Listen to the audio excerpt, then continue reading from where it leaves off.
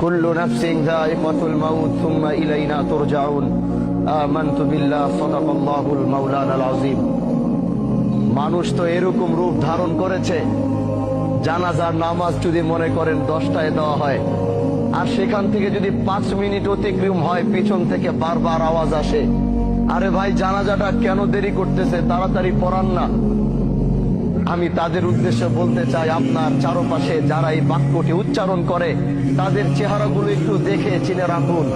আল্লাহর কসম, যেদিন আপনি এখানে, আজকে হোক আর কালকে হোক, 6 মাস পর হোক আর 6 বছর পর হোক, এই একই জায়গায় আপনি এইভাবেই শুয়ে থাকবেন, না আপনার কথা বলার শক্তি থাকবে, না আপনার দাঁড়ানোর শক্তি থাকবে, না আপনার বলার শক্তি থাকবে।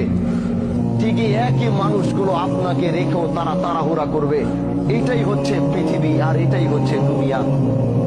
এই সবচেয়ে বড় বাস্তবতা থেকে আমরা যতই পালাবো, আল্লাহ তো ঘোষণা করে দিছে, তুম্মা ইলাইনা তুরজাউন। কোথায় যাবা? 7 সাগর 13 নদীর নিচে, 7 সাগর 13 নদী পার করেও যদি তুমি লুকাবা, যেদিন আল্লাহর সাথে তোমার মুলাকাতের সময় আসবে, পৃথিবীর কোন বাদশা নাই ওদিন তোমাকে আটকাইতে পারবে, পৃথিবীর কোন ক্ষমতাশীল ব্যক্তি নাই ওদিন তোমাকে ধরে রাখতে পারবে। আল্লাহ যেদিন তোমার মৃত্যুর ঘন্টা বাজাবে, গোটা পৃথিবীও মিলে যদি আল্লাহর বিরোধিতায় লাগে যে না আল্লাহ তুমি চাইছো, আমরা তাকে যাইতে দিব না, গোটা পৃথিবী একাকার হয়ে যাবে, কিন্তু তাও তোমরা সেদিন তাকে বাঁচাতে পারবে না। আজকে আমার শহীদ ভাই, তার পৃথিবীর সবচেয়ে আপন হচ্ছে তার মা। যখন তার মা মৃত্যুর শয্যায় লড়ছিল, উনি তো সন্তান হিসেবে হাজারো চেষ্টা করেছে মাকে বাঁচানোর জন্য। এরকম হাজারো শহীদ মাকে বাঁচানোর চেষ্টা করেছে।